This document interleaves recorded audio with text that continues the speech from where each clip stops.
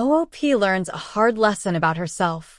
My best friend Sarah, 26F, and her husband Matt, 28M, have put me in a very difficult position with my fiancé Jack, 30M. I knew Matt since my childhood, he was my neighbor and we were friendly. Sarah and I were roommates in college and became close friends. When I introduced Sarah and Matt, they hit it off and started dating each other.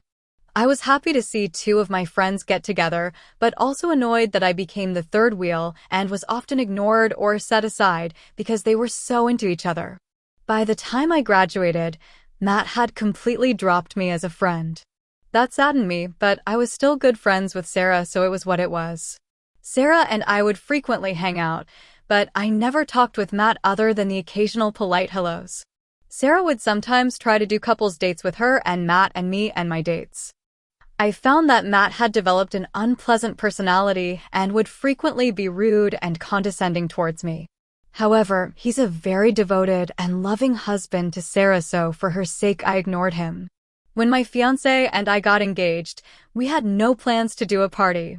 Sarah was disappointed that we didn't throw an engagement party, so she organized a small get-together at her home to celebrate us. The party was nice, and as things were winding down, my fiancé and I went to thank Sarah and Matt for their sweet gesture before we took our leave. Matt was pretty tipsy by then, and out of nowhere he suddenly hugged me and in front of my fiancé said that he was so glad that I was finally settling down and he is relieved that now I'll be over the crush I had on him. I was shocked and told him that wasn't true. He just laughed and told Jack that I was always chasing him and he had to work hard to keep me away. I dragged Sarah in and asked her to please fix this mess, and she was all like, "Oh, he's drunk, ignore him," and says, "You know I always trust you. I know you wouldn't act on your crush." Jack was pretty pissed by this point and he walked out. I ran after him and tried explaining that this isn't true, but he told me he doesn't want to be anyone's second choice or their backup plan. Since that night, he isn't talking to me or returning my calls. I have talked to Sarah multiple times to clear things with Jack, but she's brushing me off. I don't understand why they believe this or why she'd stay friends with me if she thought I was into her husband. I was in her wedding party and did all the work because her sister, who is the MOH, was too busy. I have helped her through her pregnancy and have babysat her kids so many times. She never gave me any indication she thought this, and why would she want me close to her family if she believed this? I feel humiliated that these people think I was pining away for a jerk like Matt. I need help in convincing Jack this isn't true. I am also mad at him for throwing away our relationship over what some drunken idiot said. I don't know what I'm going to do about my friendship with Sarah. Update. I talked to Sarah again and asked her first of all why she'd think I had a crush on Matt. She said that when I first introduced them I had talked up Matt and gushed about him, and she took that as me being into him. I said I was fond of him since I've known him for a long time, but that doesn't mean I want to be with him. She said when they started dating I was often upset about it. I said I wasn't upset about their dating. I was upset that she'd make plans with me and then leave me to be with him, and when we were all together I didn't enjoy being the third wheel while they ignored me. That had nothing to do with wanting him and more to not liking being left out by my best friend. I asked her why she hadn't said anything before, and she explained that she could manage the situation. She had asked Matt to stop talking to me completely, and she engineered situations, so there was little chance of us socializing with each other. I asked her, now that I have explained that I never had a crush on Matt, can you please talk to Jack and tell him? She said she didn't want to lie. This frustrated me immensely. She could ignore this imaginary crush for years and manipulate me, but won't talk to my fiancé to help my relationship. I told her I was done being her friend. Thinking back, I was always doing stuff for her and she used me but did little for me. Update.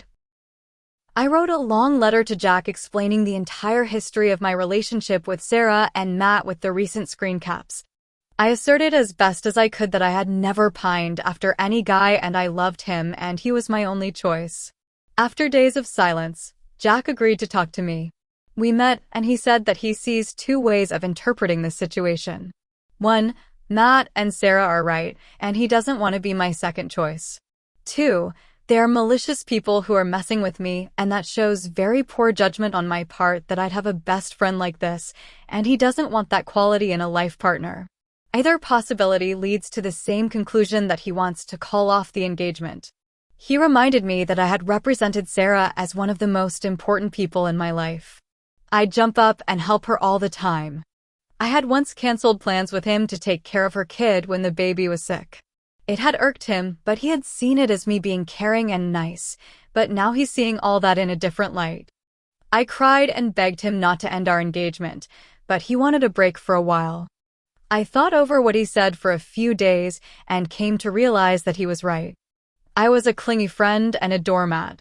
I never even saw how much one-sided my friendship with Sarah was. I was a doormat with Jack too. I didn't want to get married or have kids this early, but agreed to his timelines. I gave up an exciting job opportunity with more money because he didn't want me traveling for work. I love him, but I need to fix myself and be stronger. I gave back his ring and ended things. I returned all the gifts he gave too.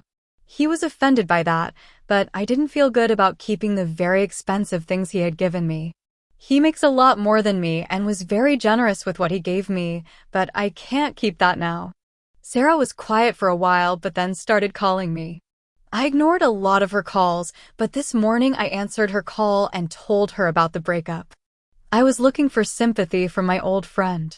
She was more interested in knowing if I was still going to watch her kid while she and Matt went on an overnight trip. She got pretty angry when I said no. I have blocked her now. I have lost my fiancé, my best friend, and my relationship with my nephew whom I adored, all in one go. But still, I am thankful for the comments that showed this wasn't something I could fix and helped me rip off the Band-Aid and walk away from this mess.